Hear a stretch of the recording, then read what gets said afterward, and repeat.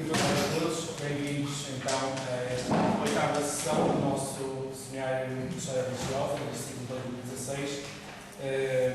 Hoje teremos o professor Adélio Abreu, que nos irá falar sobre confronto e compromisso das nomeações episcopais oitocentistas, o caso do António Aires de Gouveia, e não obstante o facto de já ser sobremaneira conhecido entre nós, aqui nos nossos trabalhos, cumpre também neste momento saudá-lo e também fazer uma brevíssima apresentação, tal como está na nossa ficha da sessão. Adélio Fernando Abreu é licenciado em Teologia aqui nesta casa, da Paulo da Porto, em 95, depois fez também uma licenciatura em História Eclesiástica na Faculdade de História Eclesiástica da Pontifícia Universidade de Louisiana, em 2002, e seguidamente doutorou-se também em História Eclesiástica pela mesma faculdade em 2008, com uma dissertação sobre Dom Américo Ferreira dos Santos Silva, Bispo do Porto, 1971-1999, e Igreja Cidade do Porto, no fim do século XIX. Interessa-se particularmente pela história do cristianismo no século XIX, nomeadamente na sua relação com o Lino. É professor auxiliar na Faculdade de Teologia da Católica do Porto, onde leciona unidades curriculares na área da História da Igreja e da História do Cristianismo. É membro da Fundação Religiosa e é também jurídico da Diocese do Porto. Como pessoa mais que habilitada para falar sobre este período histórico e estes temas, será certamente com muito interesse que vamos escutar. Muito obrigado. Boa tarde a todos, agradeço evidentemente a apresentação e agradeço a vossa presença. O tema que eu trago precisamente porque ele se cruzou comigo, precisamente no âmbito da investigação para o doutoramento, pelo facto do bispo que eu então estudei, o Dom Américo Ferreira dos Santos Silva, bispo do Porto, ter tido uma intervenção bastante significativa neste processo de nomeação, inclusivamente acaba por ser depois ele também a ordenar bispo o Dom António Aires de Gouveia. Aquilo que me leva a trazer aqui esta apresentação, evidentemente que este quadro de confronto e compromisso penso que pode ter um pouco também a ver, a seu jeito, com o tema geral do nosso seminário, mas aqui interessa-me, e aquilo que vou ver convosco, não é tanto, propriamente, não é o conjunto da figura de António Aires de Gouveia, mas é essencialmente o processo de nomeação episcopal dele, enquanto expressivo destas dificuldades com as nomeações inerentes à questão política ou eclesiástica que existia no século XIX. Pronto, eu no texto que tenho aqui preparado, evidentemente, faço algumas alusões precisamente a esse contexto e à situação do cristianismo e do catolicismo naquele quadro em Portugal, no contexto da política regalista, do segundo liberalismo, para depois então me centrar concretamente uma destas questões da política eclesiástica desta altura é precisamente a da nomeação dos bispos. É neste quadro então político-eclesiástico mais largo do regalismo oitocentista que se entendem as nomeações episcopais no período liberal. É certo que o controle político das nomeações já tinha um longo histórico, por isso não é apenas do período liberal, como é óbvio, mas também é certo que no período liberal se torna também inequívoco. O decreto de 5 de agosto de 1833 refere expressamente que só o governo pode nomear e apresentar os arcebispos, bispos, dignidades, priorados menores, canonicatos, paroquiais, benefícios e quaisquer outros empregos eclesiásticos.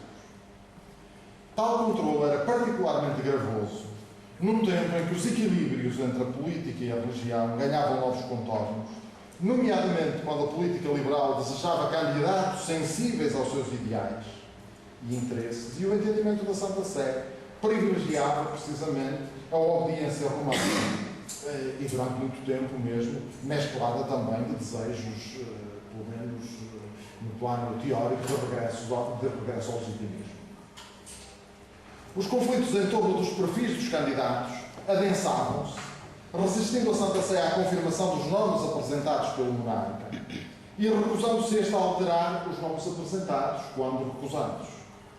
Tais conflitos desaguam frequentemente em impasses que as negociações diplomáticas só a custo iam conseguindo resolver. A estratégia negocial pautava-se por cedências e compromissos que acautelassem tanto quanto possível os interesses políticos e o bem do povo de Deus posto em causa pelas longas vacâncias. E casos destes, evidentemente, nós temos muitos no Portugal oitocentista. Eu próprio podia trazer outros, podia trazer nomeadamente o do Dom Américo, também é um caso de muito difícil resolução, mas apesar de tudo é um caso de difícil resolução que se resolve em 2 anos. Este é um caso de difícil resolução que se resolve em 13, 14 anos, que a Diocese do Algarve fica vacante. Por isso creio que tem um interesse maior, porque nesse sentido é mais paradigmático deste impasse.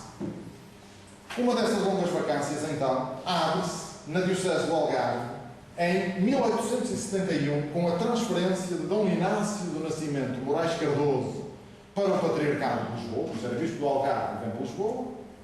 A Diocese do Algarve fica sem bispo cerca de 13 anos, até à chegada de Dom António Mendes Belo em 1884. Por isso, 1871, 1884. De primeiro, desenvolve-se uma longa, eu diria longuíssima pendência, bem elucidativa do confronto e compromisso que pautaram as nomeações episcopais oitocentistas.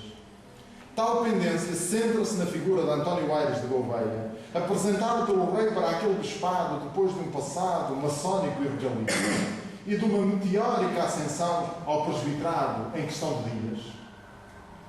O seu nome é recusado pela Santa Sé, sem que se encontrasse forma de resolver o diferente. Resolver-se-ia apenas num contexto de distensão proporcionado por um conjunto de nomeações mais alargado, decorrente da nova circunscrição eclesiástica de 1882, por isso com a redução das dioceses, e, na sequência disso, há nomeações de bispos. Mas eu diria, esta resolve-se neste quadro, mas não se resolve logo ali, porque há bispos nomeados pouco depois da nova circunscrição, mas ainda não o caso do Algarve. O caso do Algarve resolve-se mesmo assim só em 84. Por isso, depois então dessa tal longuíssima pendência. A salvaguarda de equilíbrios que evitasse um nome tido por impróprio para pastor diocesano, era a perspectiva da Santa Sé.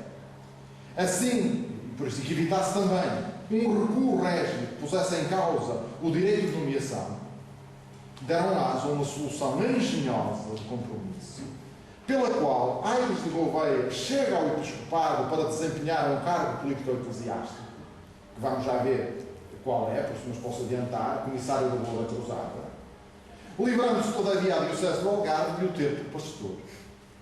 É este caso que nos propomos aqui detalhar, enquanto ilustra o confronto e compromisso nas nomeações episcopais oitocentistas. Afinal, prescindindo das vacâncias que vigoraram nas dioceses que o governo pretendia suprimir, porque é assim, a partir da Concordata de 48, há logo um conjunto de dioceses que, até à nova circunscrição, se diz que não serão nomeados bispos, e por isso aí há longas vacâncias, como é evidente. Mas, prescindindo dessas, esta, creio, posso ainda ter que confirmar melhor, mas creio que, sem qualquer dúvida, é a mais longa vacância do Portugal liberal, Portugal oitocentista. Nesse sentido, então, paradigmático. Pronto. Primeiro aspecto, nesse esquema que eu penso que pus aí, pelo menos nas suas linhas fundamentais, a controversa nomeação de António Aires de Gouveia, nomeação episcopal. Quem é esta figura? Não vou dizer muito. Nasceu no Porto, em 1828, por cá permaneceu até 1851, dedicado à atividade comercial, juntamente com o pai, interveniente na Guerra Civil de 47, 46, 47, ao lado dos patuleias e depois participante do círculo de literatos e políticos que se reunia no Café Guichard, onde fez amizade com Camilo Castelo Branco, depois rompida, depois mais à frente, creio que algo recomposta.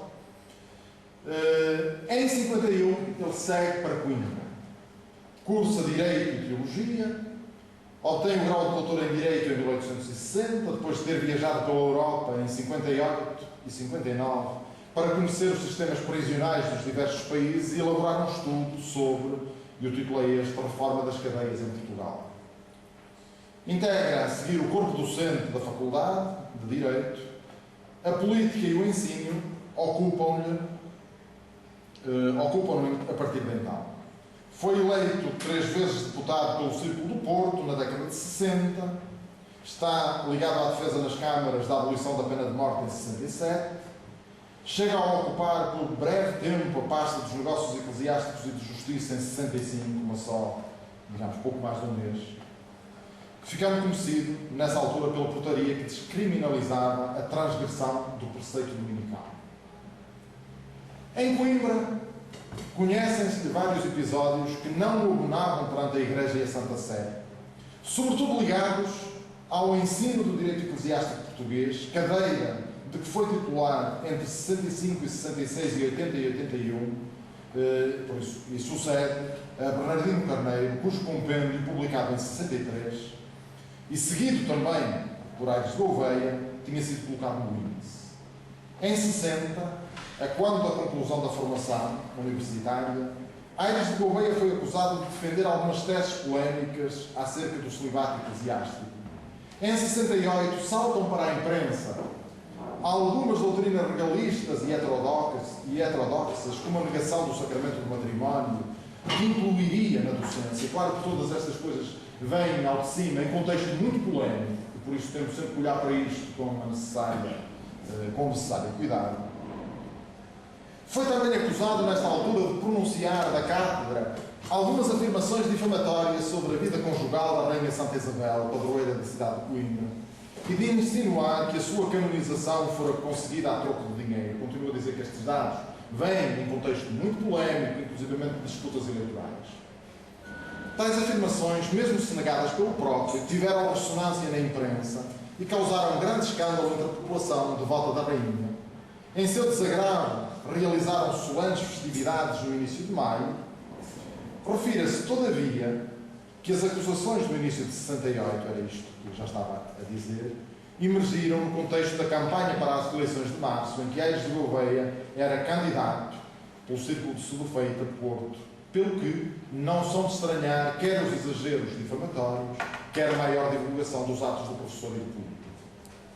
Em Coimbra era também conhecida a sua pertença maçónica, sobretudo a partir do momento que o jornal Coimbricense publicou em 1868 os nomes dos membros da Loja Liberdade, fundada naquela cidade em 63. Entre eles figurava o Dr. Gouveia, que fora iniciado em 64 com o nome de Eurico, numa referência ao romance de Herculano, e nela veio a ascender, por na maçonaria, ao grau mais elevado.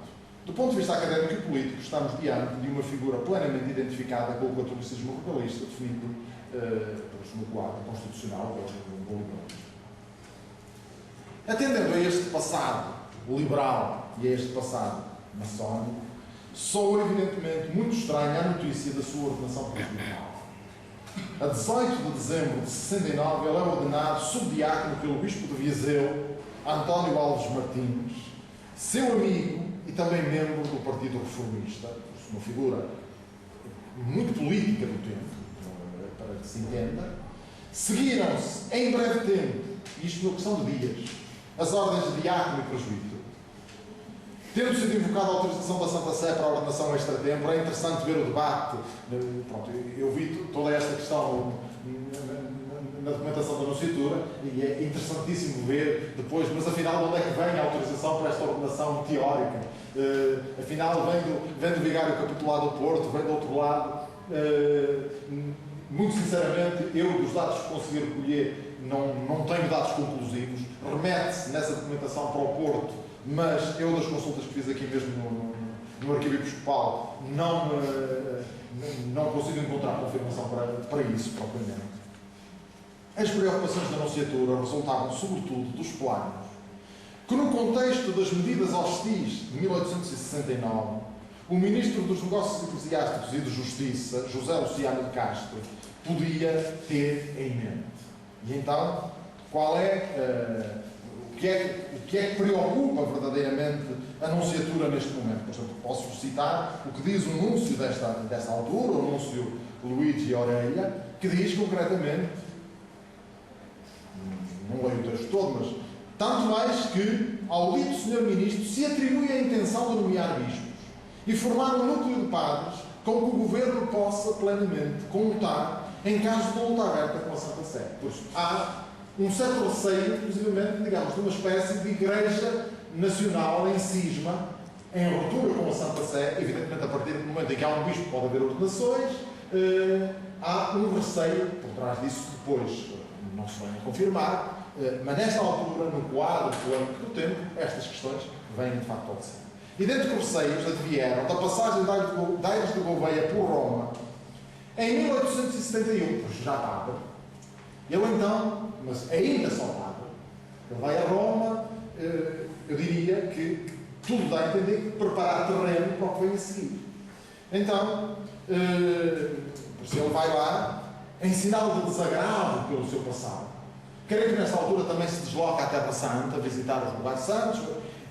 Em Roma esteve, certamente. Contactou, por exemplo, com Costa Cabral, que ao tempo era representante diplomático português junto à Santa Sé, que vai estar ligado a todo este processo.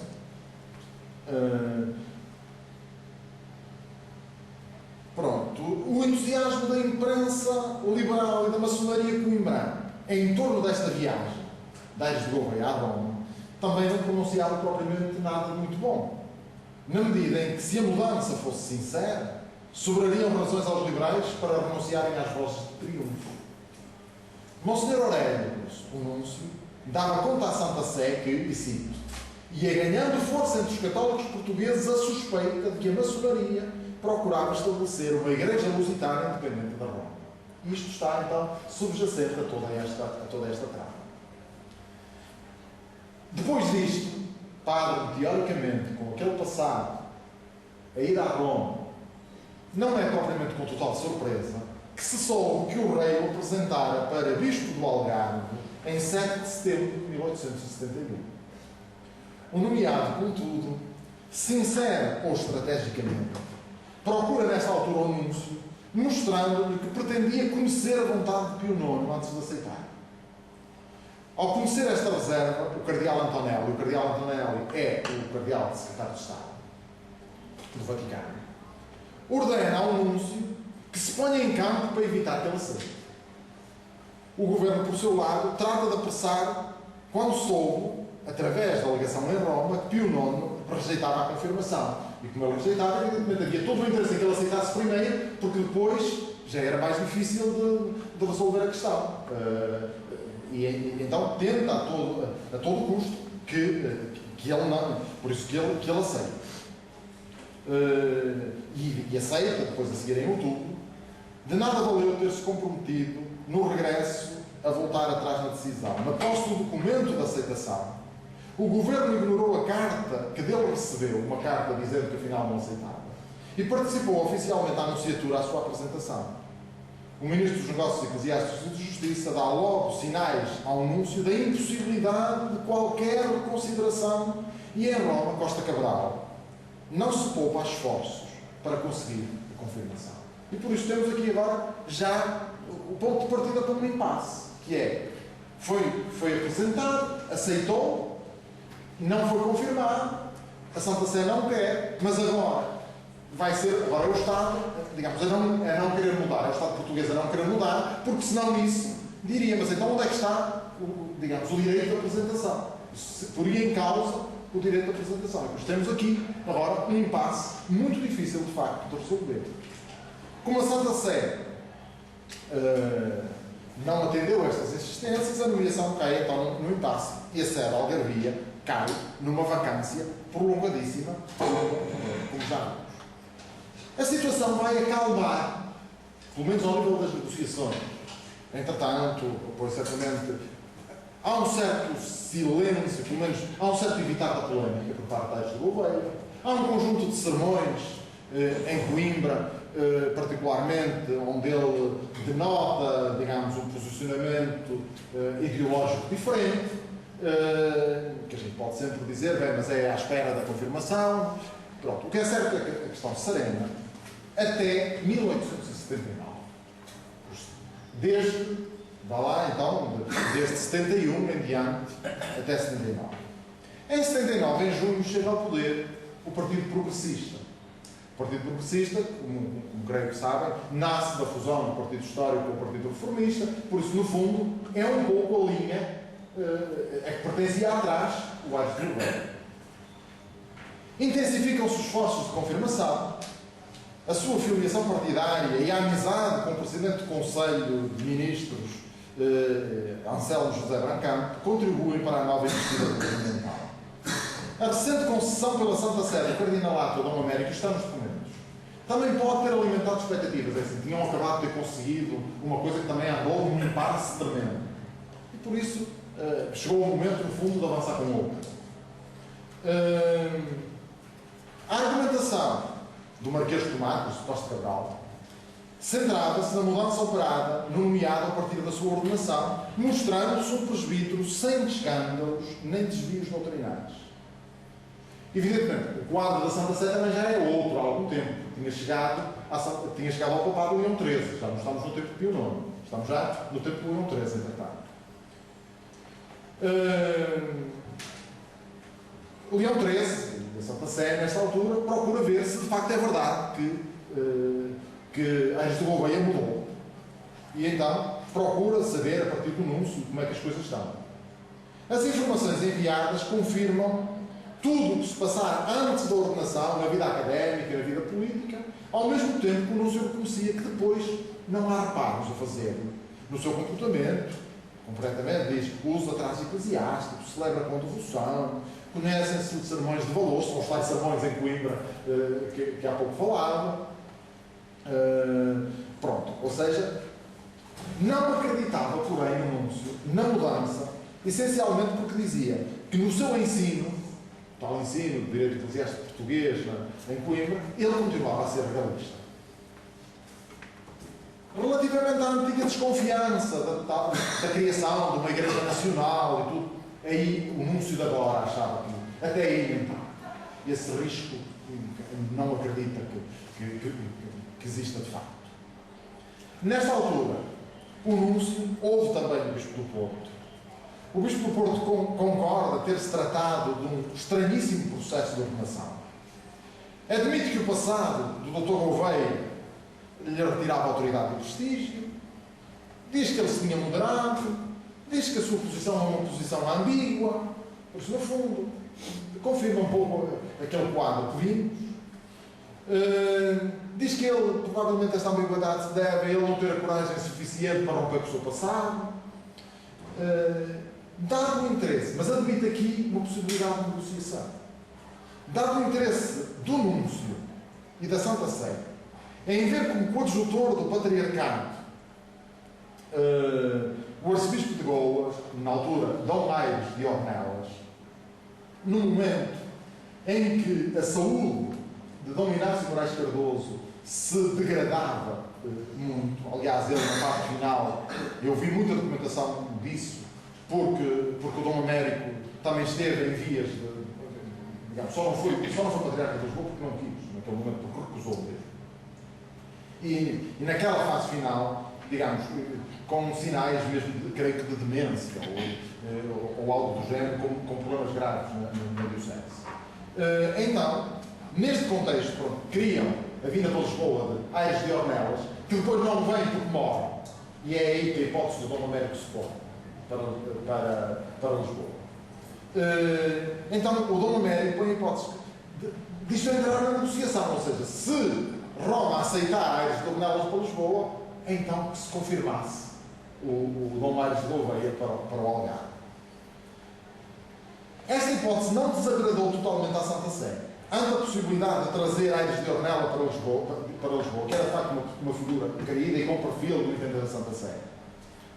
Inquiriu o Núncio sobre a imparcialidade das fontes que consultara, sobre a reação dos católicos a uma eventual confirmação, sobre a conveniência de uma chamada de Aires de Gouveia à Nunciatura para uma conversa franca. Começava então a admitir-se alguma hipótese de resolução disto, nesta altura. Gaetano Mazella é um núncio, e é um núncio que aqui se vai mostrar muito intransigente em tudo. Defende a imparcialidade das suas fontes, resiste ao encontro pessoal com o núncio, com Aires de Gouveia, e vai resistir pelo menos 3 vezes. E por isso a situação não fica favorável a evoluir neste sentido. Ele diz que, independentemente dele ter mudado ou não ter mudado, qualquer nomeação dele neste momento seria mesmo assim escandalosa. As diligências governamentais saltam, entretanto, para a imprensa católica, onde se multiplicam as vozes de lamento e as críticas combativas. E nesta lide soam em uníssono quer a imprensa legitimista, por exemplo, a Nação, quer também os setores católicos de índole mais constitucional. Por exemplo, se formos às páginas aqui do Portuense a Palavra, encontramos na mesma críticas a uma eventual nomeação de Aires de Gouveia para o Algarve, a uma eventual confirmação, que foi apresentado está. A delegação portuguesa junto à Santa Sé, nesta altura Costa Cabral vem em Portugal, é uma outra figura que lá fica, um encarregado de negócios, mas continuam a insistir. Mas Costa Cabral vem em Portugal para regressar, isso é apenas uma questão momentânea. A Santa Sé, na sequência desta insistência, questiona de novo anúncio, em novembro de 80, sobre a conveniência de chamar Aires de Gouveia à Nunciatura e de fazer sentir ao Ministro dos Negócios Eclesiásticos os impedimentos que seguiam à confirmação.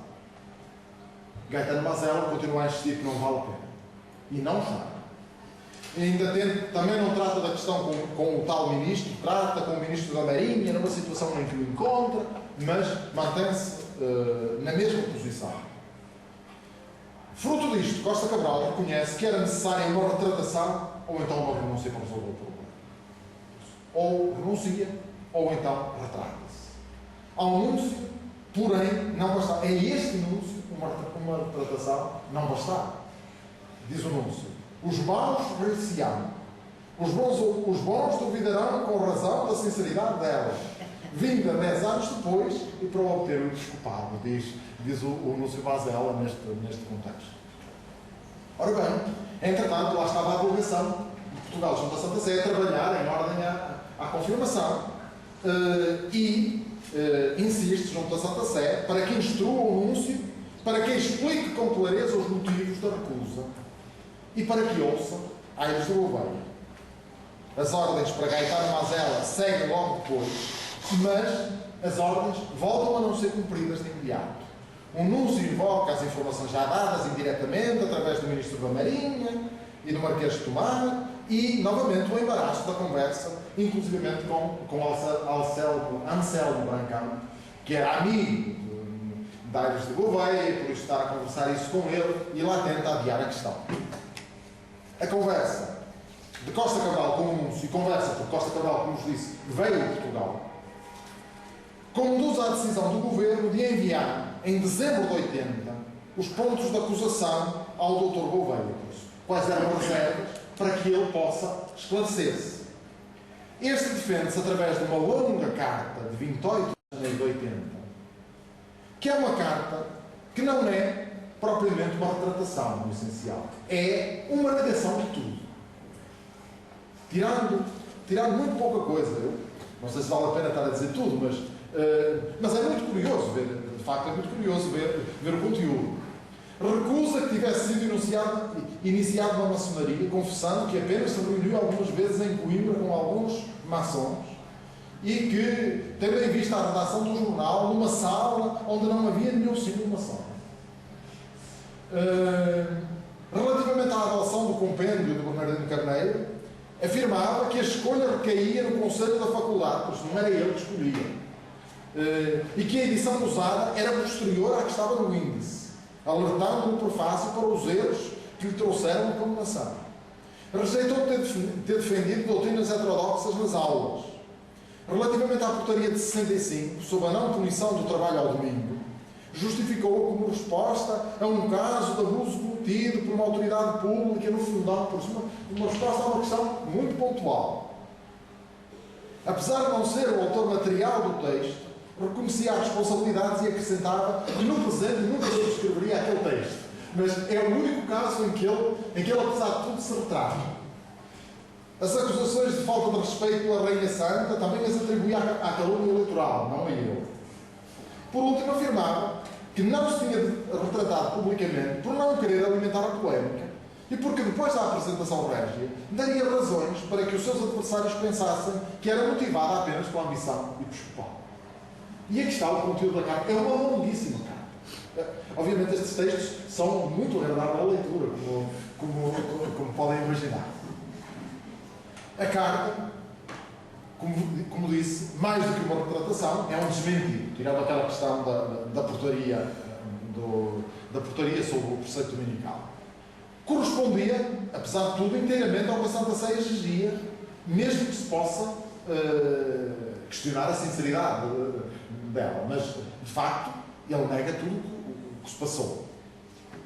O Marquês de Tomar, entretanto, Costa Cabral, entretanto regressado a Roma, tinha nesta carta uma base sólida para continuar a instar. Afinal, ele agora não tinha feito nada. Começa por fazer... convém também dizer aqui uma coisa que eu se calhar não disse. Também contribui bastante para este avanço das negociações. Eu falei do governo progressista, mas eu creio que é preciso aqui também dizer algo da figura do cardeal secretário de Estado neste momento, que é o cardeal Lorenzo Nina, e nota-se que há, de facto, uma grande abertura, certamente fruto dos tempos de Leão XIII também, e nota-se uma grande abertura na documentação, mesmo no diálogo com Costa Cabral, que não se nota anteriormente. Pronto. Mas, entretanto, o cardeal Nina também deixa o cargo e é substituído pelo cardeal Jacobino. Pronto, neste contexto, então, com esta carta, ele inicialmente fala chegar informalmente para ver ao cardeal Jacobini, para ver no que é que a questão dá. Depois, entretanto, acaba por enviar a carta, acompanhada de uma nota oficial, por isso agora já oficialmente, reclamando que fossem dadas ordens ao Núncio para instaurar o processo de habilitação canónica, porque agora, afinal, não há razão para a acusação, está tudo legado. A pendência tinha ainda de ser analisada pela Congregação dos Negócios Eclesiásticos Extraordinários. A julgar pela relação preparada, as explicações do Dr. Gouveia não convenciam a Santa Sé. E eu digo isso porque é assim, a relação é muito curiosa também, porque é a relação que é preparada para a discussão na Congregação, é toda muito neutra, toda muito factual. Mas quando chega às questões propriamente dos motivos, aqui, de facto, aquele tom neutro, de alguma maneira, denota, transforma-se, digamos, num tom já adverso à confirmação. Resultado de tudo isto, a Congregação não concorda e, ouvida, Leão XIII decide não confirmar. Comunica ao rei Dom Luís, pedindo-lhe que cessem as instâncias sobre este assunto, evidentemente que pensa noutra pessoa, evidentemente que nada disto vai acontecer, e o que é certo é que as instâncias continuarão, agora centradas numa via intermédia. Por isso, até aqui, a questão é a Santa Sé, por isso, o Governo diz ele que seja nomeado, por isso é preciso a confirmação, ele que seja confirmado, nomeado, e do lado da Santa Sé o que se diz é não. Agora, começa então a aparecer a tal solução de compromisso, que é aquilo que vou apresentar, por isso, rumo a uma solução intermédia do diferente. Por isso, então, agora, solução para isto. Com a queda do governo progressista em março de 81, desvaneceram-se os motivos de amizade pessoal e política que tinham marcado a retoma das negociações. Não bastava, porém, para encerrar o referendo. É verdade que o executivo regenerador, entretanto empossado, não nutriria iguais simpatias por Aires de Gouveia. Contudo, a política eclesiástica dos governos liberais era, no entanto, semelhante. Além disso, a vigilância da oposição não permitiria ao novo governo grandes veleidades sem que sofresse fortes ataques, como é evidente. Não estava em condições de mudar a nomeação sem pôr em causa aquelas questões de direitos sobre que já aqui falámos. Assim, dias depois de conhecida a rejeição, já o ministro dos Negócios Eclesiásticos do novo governo, Avada Barros Isaac, se deslocava à Anunciatura para deixar claro que uma nova apresentação era impensável, a não ser que o Dr. Gouveia previamente renunciasse. Mesmo assim, o governo desejaria que ele fosse nomeado para uma diocese in partibus infidelium, ou seja, que ele fosse bispo. Ou seja, ele podemos mudar se ele renunciar à diocese do Algarve, mas bispo tem que ser. In partibus infidelium, digamos, é a situação de bispos que eram nomeados para uma daquelas antigas dioceses que entretanto desapareceram, porque não seria bispo residencial de uma das atuais dioceses, mas seria bispo. Surge aqui, neste encontro, pela primeira vez, aquela que depois seria a porta de saída para a disputa, para esta longa disputa. Segundo informações paralelamente recebidas pelo Núncio, parece que se pretendia nomeá-lo para vigário-geral de Lisboa, que ao tempo sempre era bispo, arcebispo de Mitilene, no caso, transferindo o que lá estava para outra diocese. Dom António de Freitas Honorato, creio que depois foi para Braga, mas por acaso agora não nessa pouco. No decurso destas negociações é requerida a mediação do Bispo do Porto em fases distintas. E de facto ele vai ter um primeiro momento a pedido da Santa Sé e depois vai ter, que não vai dar em nada. E depois vai ter um segundo momento, creio que bastante mais a pedido do governo, que vai dar na solução final. Então começamos por ver a primeira, que é, digamos, são as negociações de 81. Ao tomar conhecimento deste encontro entre o ministro e o núncio, o cardeal Jacobini agarra-se à hipótese da renúncia. Sugere ao mesmo tempo que o Bispo do Porto seja chamado. Entende que alguém que possa ter influência e que possa mediar todas estas questões. Dom Américo, depois de algum tempo de reflexão, aceita o encargo. Espera que Aires de Gouveia, que nesta altura estava em Vouzela, aliás, ele passava a sua vida entre Coimbra, onde lecionava, aqui a zona de Porto, concretamente na Granja, onde tinha residência, creio, e Vouzela, onde tinha uma quinta. Por isso, espera que ele regresse de Vouzela e convoca para um encontro em julho de 81. A argumentação do Bispo do Porto centra-se na recusa da Santa Sé em confirmá-lo e no bem espiritual da Diocese do Algarve. O Dr. Gouveia dispõe-se a renunciar, mas condiciona uma resposta definitiva ao conselho do irmão médico José Frutuoso Aires de Gouveia, que se encontrava em Vouzela. A consulta revestia-se de contornos políticos, porquanto, sendo o irmão também membro do Partido Progressista, tinha sido inclusivamente candidato aqui pelo Círculo do Porto, no caso para votar, dificilmente favoreceria a renúncia. Além disso, no calendário político, era cedo para aceitar a renúncia ao Algarve, quando a Santa Sé não aceitara conceder o episcopado. Consultado por carta, o médico mostra-se contra a renúncia. Entretanto, o processo vai avançando, com algum impasse, é certo, silêncio de parte a parte, mas o bispo eleito parecia decidido a renunciar. Pelo menos é isto que, depois da anunciatura estranhar tanto silêncio, é isto que Dom Américo conta à anunciatura. Eu não tive nada dele, eu não obtive nada dele, já que acabámos em desacordo. Mas não só lhe disse o que pensava, como também lhe levantei um pouco a voz. Contudo, vejo que a impressão desagradável do que lhe disse referiu os meus sentimentos. Isso foi num encontro com um médico. Referiu os meus sentimentos ao irmão Aires de Gouveia, acreditando que talvez conferissem mais firmeza à sua resolução de não ceder. Seja como for, anteontem recebi uma carta de José Frutuoso, um médico, o irmão, dão-me conta que o bispo eleito, contra a sua expectativa, o irmão, e apesar dos seus conselhos, resolveu renovar de modo irrevogável a sua resignação. Por isso, então, o bispo parece que está disposto a resignar. Com atraso, lá vem ao Paço do Porto outra vez,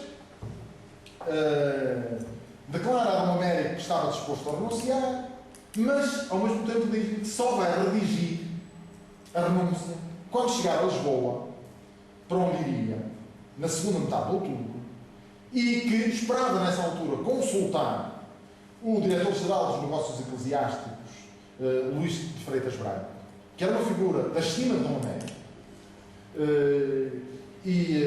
por isso esperava então consultá-lo lá para chegar ao melhor texto, digamos, um texto que agradasse à Santa Sé, mas também agradasse ao rei, que também, digamos, que no fundo servisse a todos.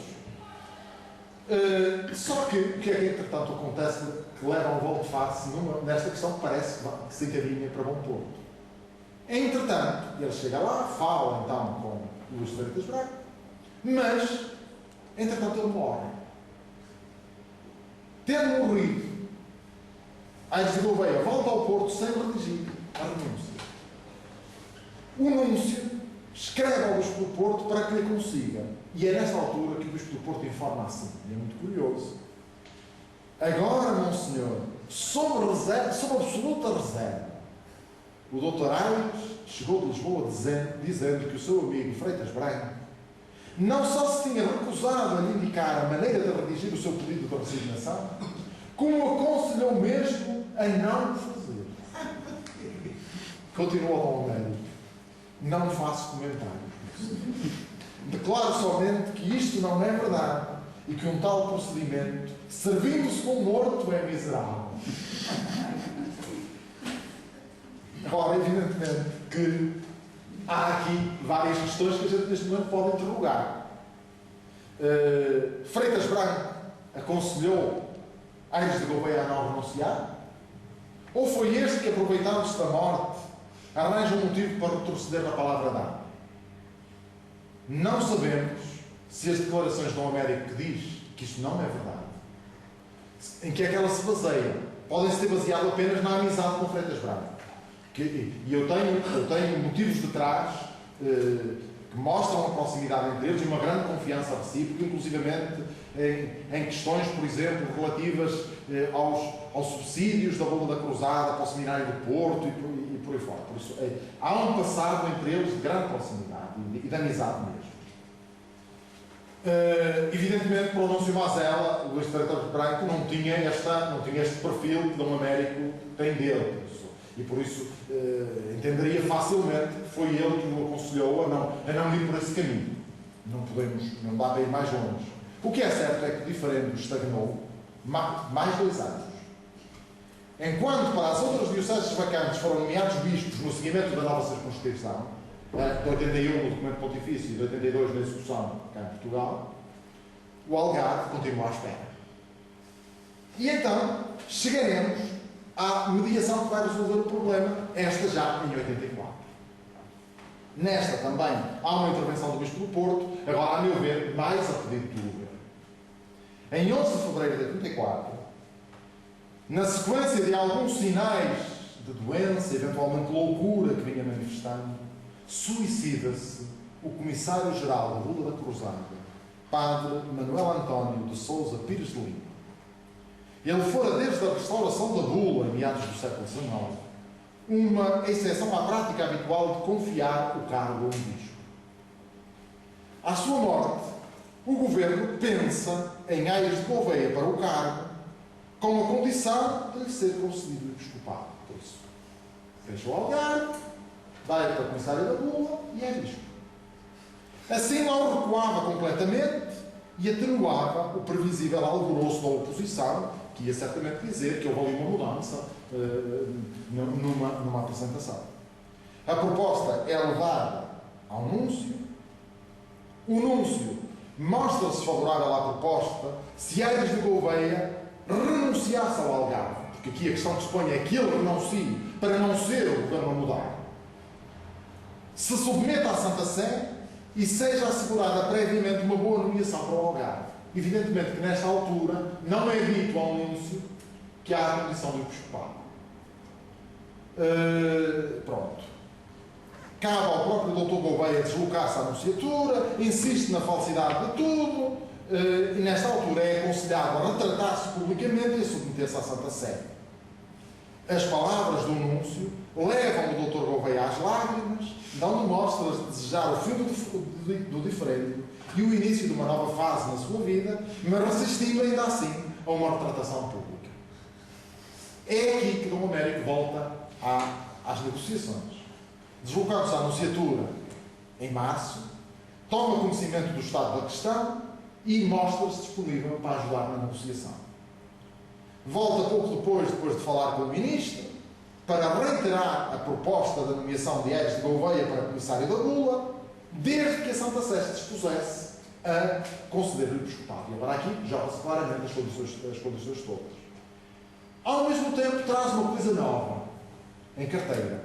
O ministro estava disposto a garantir por escrito que nenhum governo apresentaria o Dr. Gouveia para qualquer diocese, a não ser que a Santa Sé previamente o desejasse. Podia sempre acontecer que agora ia para comissário, mas depois à frente. Então, estava disposto a garantir que não.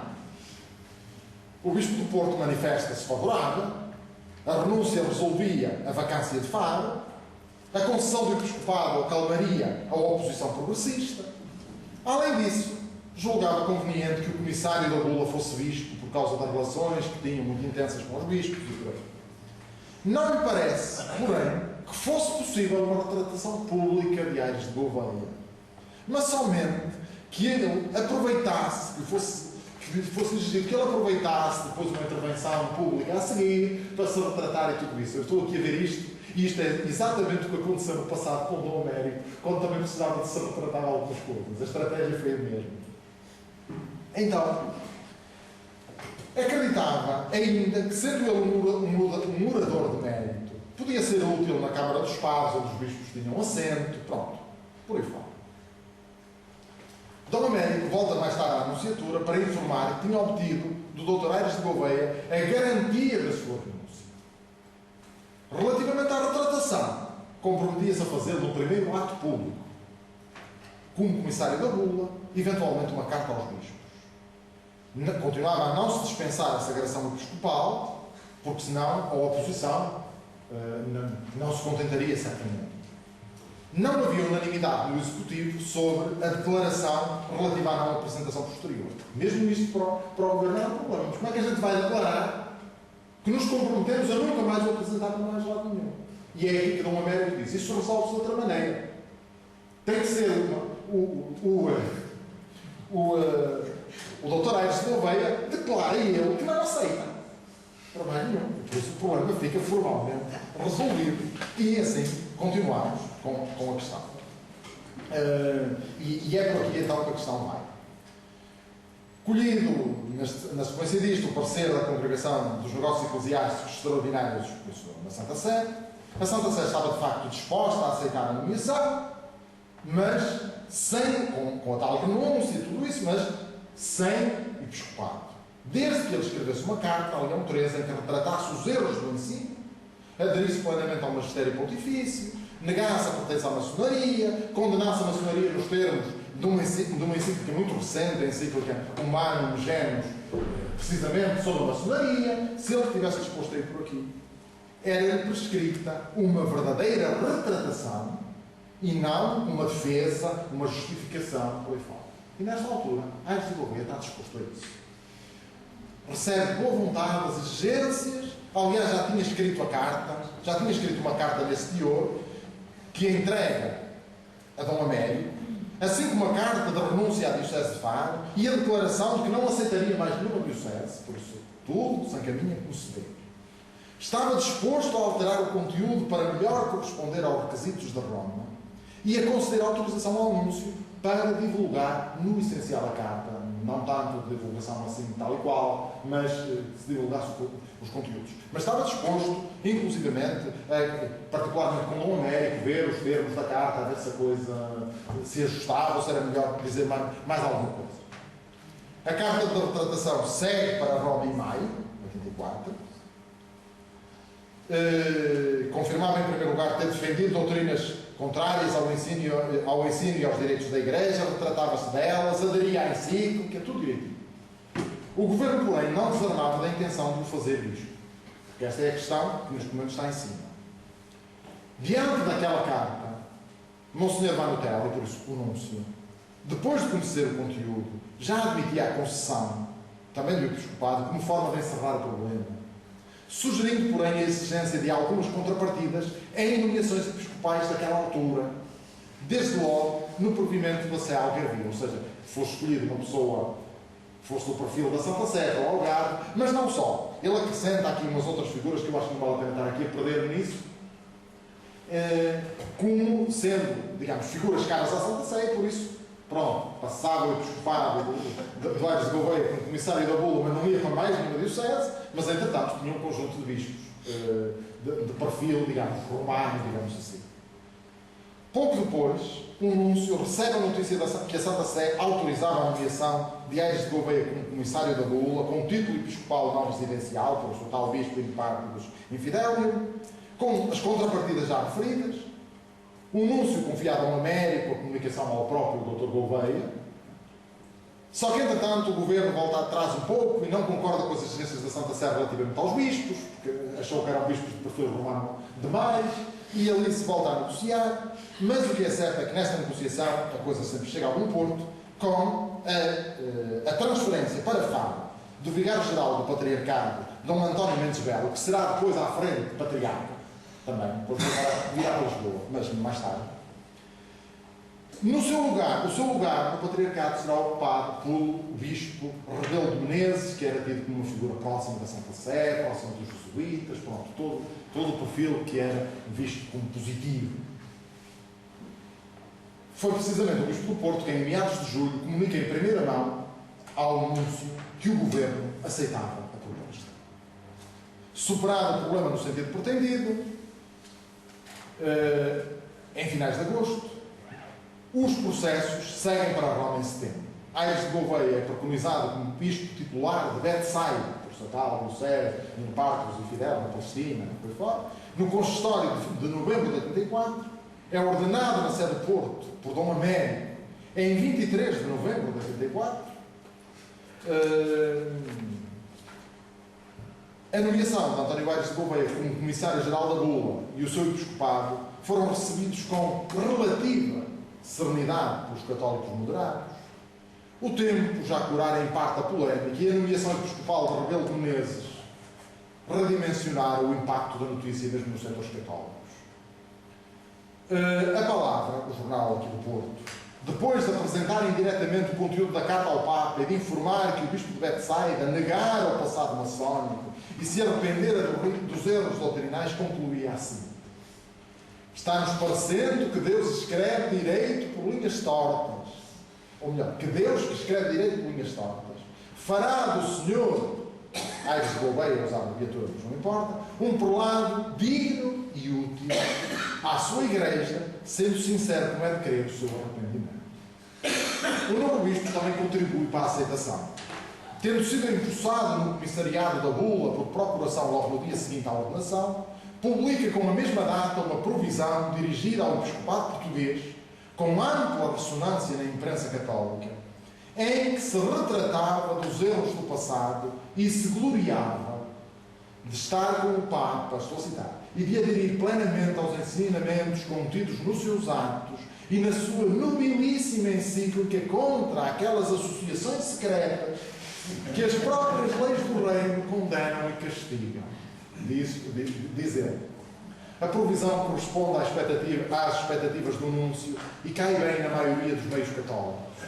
Nas páginas da palavra, foi apelidada de documento notabilíssimo, a que não posso deixar de tributar a minha admiração, diz o jornalista. Os bons propósitos do bispo de Betsaida continuam a manifestar-se no Sermão da Bula, pronunciado na sede de Lisboa em dezembro, 14 de dezembro, centrado na formação do futuro clero, a quem se destinava sobretudo o dinheiro da bula. Isso era assim desde a negociação dos meados do século XIX.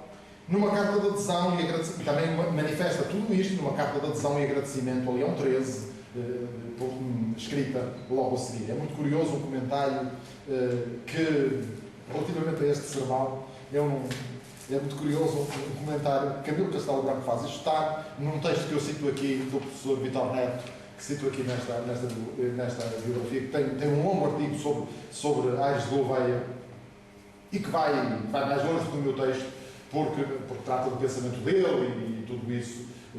E tem esta documentação que eu uso, talvez aqui uma anterior a 84, penso que talvez não tenha tido acesso, mas grande parte desta documentação está de facto aqui. E então é muito curioso o que ele diz, porque ele cita aqui, diz assim. Então, a respeito do, creio que é a respeito do publicou, diz assim: deve-se ao romantismo da sua incompreensível conversão à cleresia. No primeiro sermão há uma página que, se é verdadeira, a sua ordenação foi um incêndio da graça celestial que lhe queimou o juízo. Inutilizou-se um grande talento. Só para também termos um pouco a ideia disto. Houve, evidentemente, algumas reações mais críticas para com a Santa Sé a partir do início de setembro, a altura em que é divulgada a notícia. Destacam-se, por exemplo, os padres Sousa Amado e Sena Freitas, respectivamente no Diário de Notícias e no jornal A Nação. Os seus excessos valeram-lhes, inclusivamente, a repreensão do Cardeal Patriarca de Lisboa e, no segundo caso, a reparação do próprio e a réplica de Dom António de Almeida, uma das figuras do movimento católico que se distinguira precisamente pela adoção ao papado.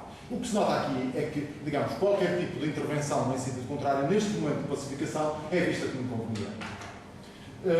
Consumada a decisão, os jornais legitimistas serenaram, com a exceção de um jornal muito polémico, de tipo escalpelo e drástico, que em jeito de protesto encerra a publicação na data da ordenação do Bispo de Metsai.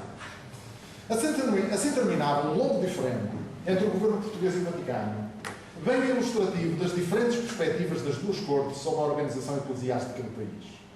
O governo tratava de afirmar a supremacia do Estado sobre a Igreja, controlando o influxo supranacional de Roma. A Santa Sé procurava defender a liberdade da Igreja diante das ingerências estatais, dando ouvido aos legitimistas e ultramontanos. A reflexão deste caso difícil contribuiu, todavia, também para uma evolução no modo como a Nunciatura em Lisboa foi percebendo e superando o contraste entre legitimistas e liberais.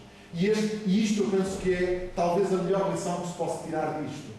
Que, no fundo, tem muito a ver já com aquele quadro do próprio movimento católico na segunda metade do século XIX. E por isso, apesar de, digamos, do ponto de vista factual, não tenho mais nada a acrescentar sobre este processo, eu queria terminar precisamente com algumas observações.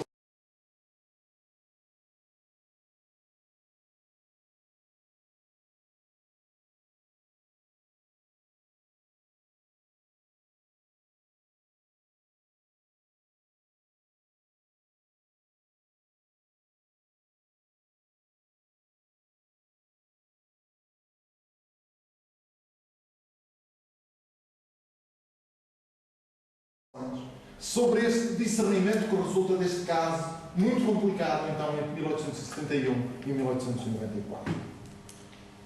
Escapa ao horizonte do nosso trabalho o acompanhamento de António Aires de Gouveia enquanto comissário da bula, se bem que tenha desempenhado o seu trabalho com exigência e razoável tranquilidade. Da análise que vimos fazendo, emerge uma figura nada consensual no contexto político-eclesiástico das décadas de 60 e 80, evidentemente que é assim. Mesmo no futuro, há algumas questões que de vez em quando vêm ao de cima. Certamente há sermões nesta linha, digamos, daquilo que do ponto de vista da Igreja se pretendia.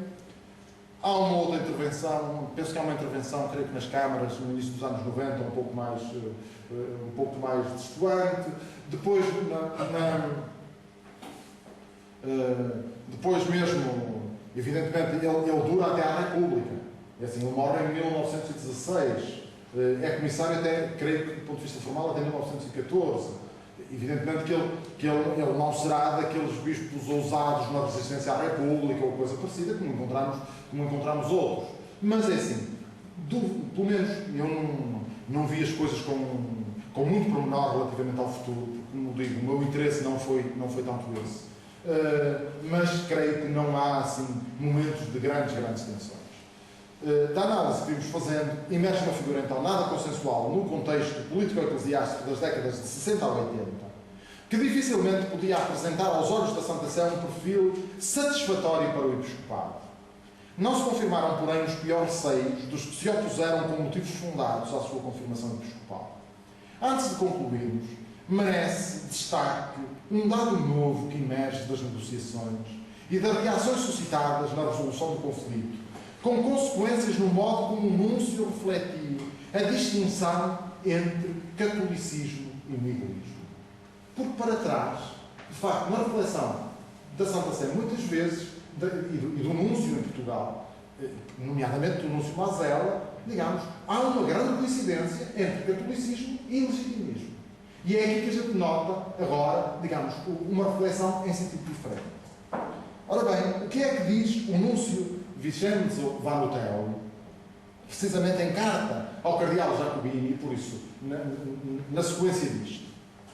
Diz ele assim: isto fez, na verdade, com que as críticas e as censuras não tenham obtido outro efeito senão o de mostrar ainda melhor como totalmente distintas entre si a causa da religião e a causa do miguelismo, e de trazer ao respeito pela Igreja e pela autoridade da Santa Sé as simpatias e a veneração de muitos outros, entre aqueles que aqui em Portugal ainda hesitam em se mostrarem publicamente católicos, embora verdadeiramente o sejam, por causa daquela confusão infelizmente introduzida pelas funestas crises políticas e depois diligentemente mantida pelo partido vencido, entre o título católico e o de miguelista. Isto é muito interessante dito aqui. Evidentemente que é assim. Na reflexão do movimento católico, na reflexão, por exemplo, de um ponto de Modanes ou coisa parecida, na década anterior, isto já lá está. Claramente, por isso. Mas ver a Nunciatura em Lisboa a ter este tipo de, digamos, a dizer isto expressamente para Roma, não deixa de ser curioso. Esta caracterização político-religiosa de Vincenzo Vannutelli foi essencial para a resolução do caso Gouveia, como era para a pacificação do país. Certamente que não foi só isso que mudou relativamente ao período do Núncio Mazela, por seu tal muito intransigente. Bastante mais próximo apenas dos bons católicos, entre aspas, dependeu do legitimista. Mudou também o partido no poder. Cessaram as pressões das amizades políticas que se opunham à renúncia. Prolongou-se o desgaste de uma situação que tardava em resolver-se. Mas a nova atitude de Monsenhor Vannutelli foi preponderante. Quando vemos o valor, por exemplo, que ele dá ao encontro com Aires de Gouveia, o tal encontro das lágrimas, o valor que ele dá ao encontro com Aires de Gouveia e a resistência que Gaetano Mazela teve em o chamar, porque nunca chamou. Apesar das ordens que não derrubam, nomeadamente o cardeal Minha. O mesmo se diga do contraste entre ambos quanto à confiança no Dr. Gouveia e à visão que dele tinha. Gaetano Mazela, com parcialidade, só conseguiu reunir provas concludentes da continuidade errática do presbítero. Vincenzo Vannutelli, também com exagero, olhava-o praticamente como um convertido. Por isso, são ambos núncios, sucedem-se no tempo, mas, de facto, é muito curioso ver a diferença. Mais porém que o caso em si, ou que as características pessoais dos que o negociaram de um e de outro lado, valem as consequências que dele emergiram concretizadas na distinção entre católicos e miguelistas. As críticas à decisão da Santa Sé fizeram com que o núncio se desse conta que os miguelistas instrumentalizavam o catolicismo em função da política e que, quando invocavam os interesses daquele, do catolicismo, queriam, sobretudo, colher dividendos para esta, para a política. Neste sentido, não andavam assim tão longe dos liberais, que controlavam a religião, também subordinando e moldando-a às suas opções políticas. No fundo, a atitude é um pouco a mesma, apesar de politicamente estarem em lados muito diferentes da barricada. Num e outro caso, ainda que com incidências diferentes, os objetivos políticos precediam e impunham-se aos objetivos religiosos. Esta percepção da realidade permitia redimensionar a relação entre catolicismo e compromisso político e encontrar bons católicos também entre os constitucionais. Esta era também uma condição essencial para não identificar ultramontanismo e legitimismo e para acolher de alma e coração o movimento católico, que exprimia grande devoção pela Santa Sé. Nesse sentido, podemos dizer que é ultramontano, mas sem necessariamente enveredar por compromissos antidinásticos, por compromissos miguelistas. E nós temos muitas figuras, de facto, de grande devoção pela Santa Sé, mas que, de facto, naquele momento percebem que não era tempo de voltar atrás. Tudo isto reflete o Núncio Vano Terli no desenlace do caso Aires de Gouveia.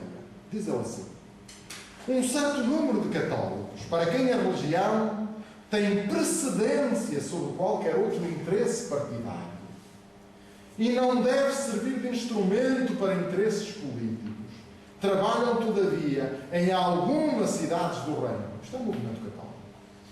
Há já algum tempo, com o objetivo de se unirem no campo religioso. E especialmente no Porto, obtiveram já um êxito muito feliz, apesar da oposição miguelista, tendo lá formado uma associação católica, em torno da qual gravita a tutela dos interesses da Igreja e o estímulo a fazer bem a todos, diz o Núncio Vano Terli. Estou mesmo a acabar. Estas referências à união dos católicos podem ser complementadas com os elogios da mesma carta ao jornal A Palavra e ao Conde de Samudães, que, sendo convictamente constitucional, colocou a sua pena ao serviço da Igreja, assim como com apreciações positivas ao Bispo de Coimbra, Dom Manuel Correia de Basto Espina, tão contrastantes com o ataque que lhe moveu Gaetano Mazella, porque, de facto, o Bispo de Basto Espina foi objeto de grande crítica por Gaetano Mazella. É curioso que, sendo Basto Espina um pouco, desse ponto de vista, bastante próximo, por exemplo, da atitude constitucional também do Dom Américo, apesar de tudo diferentes em algumas coisas, porque o Bispo de Coimbra, digamos, mais próximo do povo, com visitas pastorais, ao passo que o Porto não tem visitas pastorais, com uma grande preocupação, por exemplo, com os mosteiros extintos, os mosteiros femininos. No Porto há menos, e isso pelo menos explicitamente. São diferentes, mas do ponto de vista de inclinação política, eu creio que são muito semelhantes.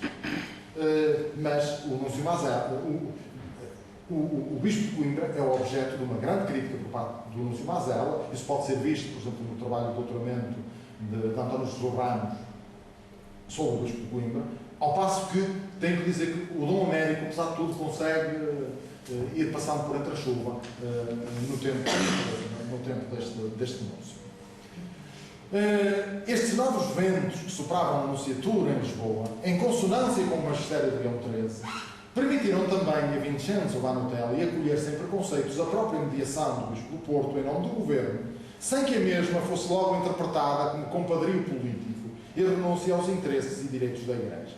O caso Aires de Gouveia chegava ao seu epílogo, pondo fim à longa vacância do Bispado do Algarve e permitindo o discernimento da realidade político-religiosa tão essencial quanto difícil para a Igreja no Portugal oitocentista.